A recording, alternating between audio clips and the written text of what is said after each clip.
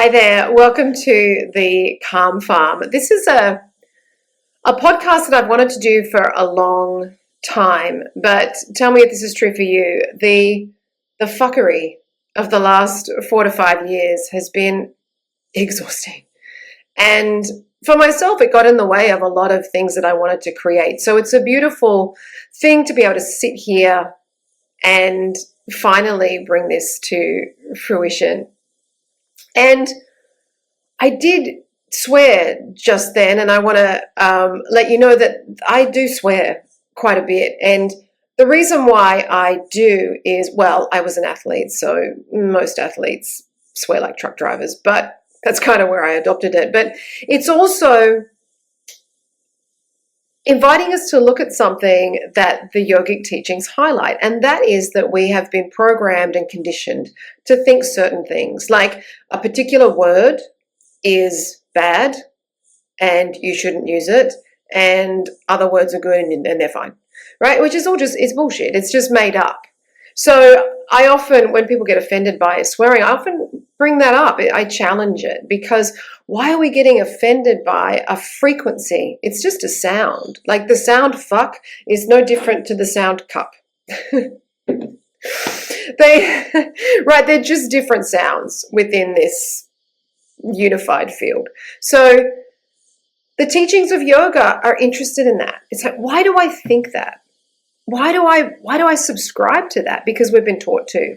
And that's just a tiny little example of a plethora of things that we've been taught to believe about the world and ourselves. So I kind of love it.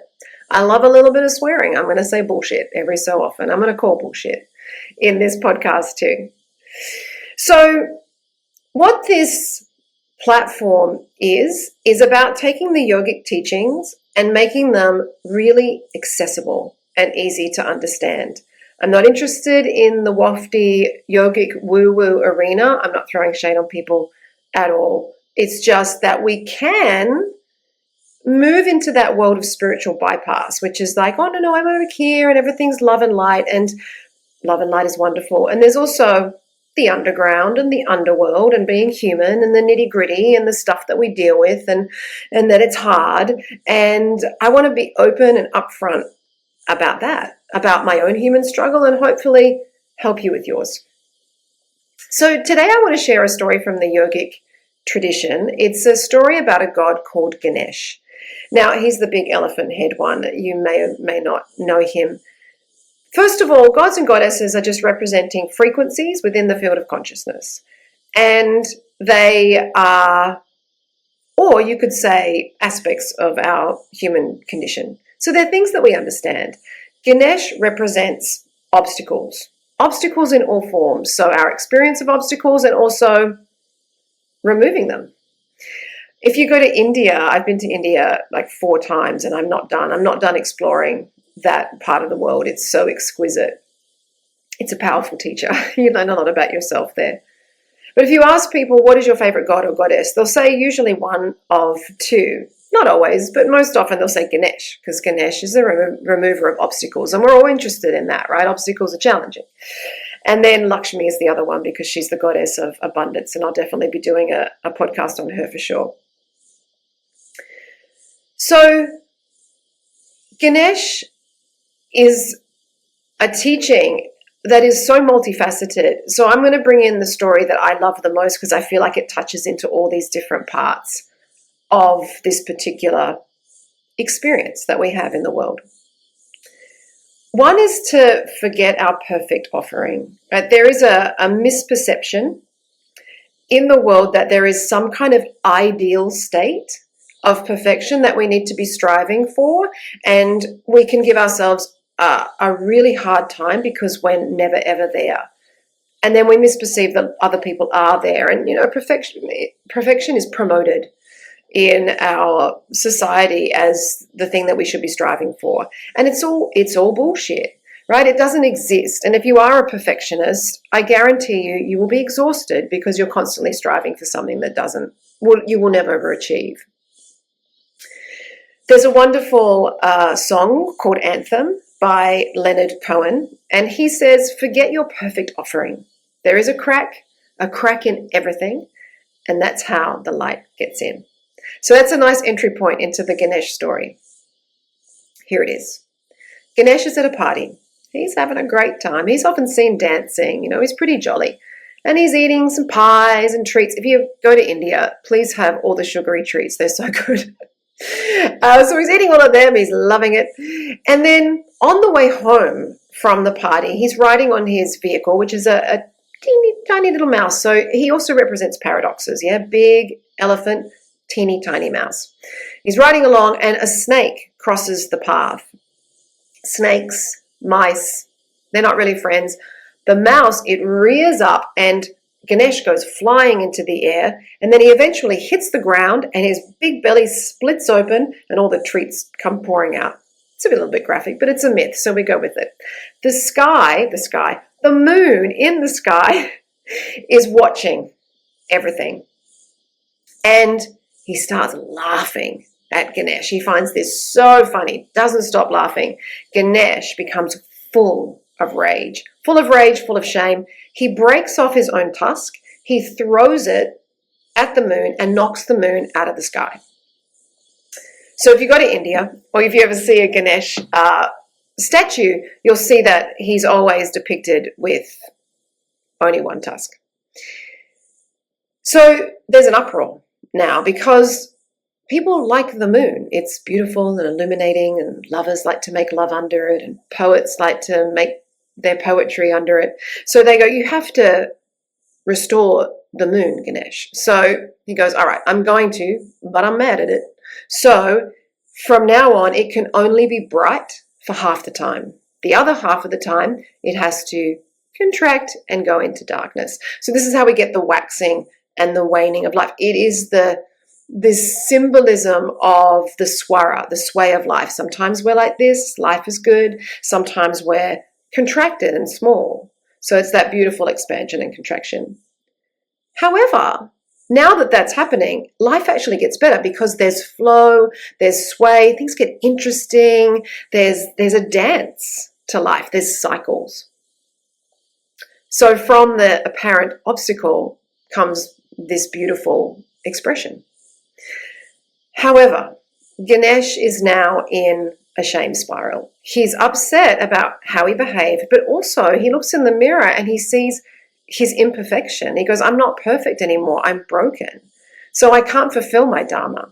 I can't be the helper of obstacles anymore. I'm not enough.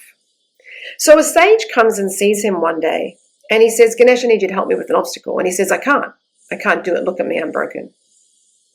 And the sage says, I think I can help you. And he teaches Ganesh yoga. So yoga, it's so cute. Big elephant doing his sun salutations, his pranayams, his meditation. And over time, Ganesh starts to realize something. He says, he goes, I'm not broken. I don't need fixing. I just needed healing. And so the healing comes about when he starts to see himself clearly. He sees himself, regardless of one tusk or no tusk, two tusks, doesn't matter. He sees himself as an expression of divinity. He sees the light within himself. Beautiful part of the story, because that's what we're invited to do in yoga. We're not broken. We don't need fixing. But most of us, myself included, we need healing, particularly around how we view ourselves. So now that he's healed, he says to the sage, bring me your obstacle. I'm ready. And the sage says, I want to get the teachings of yoga out into the world, but I don't know how to do it. And Ganesh has a little think, and he's like, I can help you. And he grabs his broken tusk and he starts to scribe the whole of the Mahabharata. Now, if you've ever read the Mahabharata or even seen it, it is huge. It is this epic teaching. The Bhagavad Gita is a tiny little part of it. That's big in and of itself. So Ganesh, he scribes the whole of the Mahabharata for the sage, and he turns his curse into verse. So if we look at the story, it's a multifaceted, wonderful teaching. First of all, that expansion and contraction. That is what life is going to do. Life is paradox. So we want to forget this idea that we're looking for some kind of perfection, this trajectory of everything's always just wonderful. And when we do have times like this, dark nights of the soul, we're experiencing limitation, challenge, grief, fear, whatever it might be, the teachings say, well, that's the auspicious squeeze, because life, it kind of goes like this, and eventually it's going to expand, open, and you will experience light once more. We've all been Ganesh, right? We've all had experiences where we've behaved not so great. We've had stumbles. We've had moments where our vulnerability, our soft underbelly is exposed, and people see that and they laugh, and we've had it all. So you're not alone in that one. I remember over the last 4 or 5 years, I really pushed against what was happening, and I received a lot of backlash on that. And my greatest fear has always been public humiliation and not being liked and loved, especially publicly. So I went from being a popular, well-liked teacher to someone who people were kind of loving to hate. And it was very much that soft underbelly. And what I realized is that fear, once you face it, it shrinks. And this is the point of Ganesh riding a mouse as well. Once we create clarity of mind through our spiritual practice, we meet these supposed fears inside of ourselves, the shadows of our own thinking mind. Our problems and our challenges, they tend to shrink down to a teeny tiny little mouse. So we've all had that experience, so we can start to accept that, own that, acknowledge that.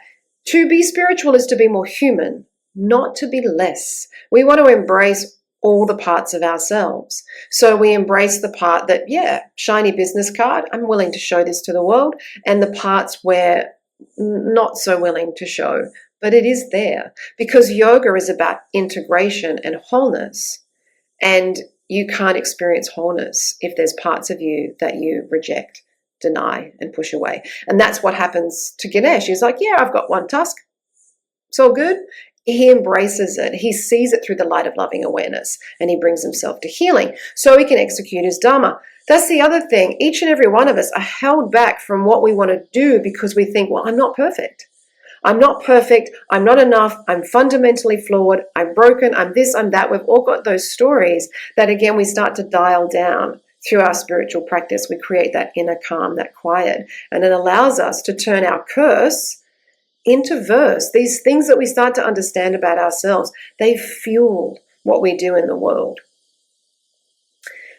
We're also every character in the story. So we're the sage as well. There's a part of us that is wise to what's going on and realizes that these limitations are not ultimate truths. It is the part of us that brings us to spiritual practice. It nudges us towards growth.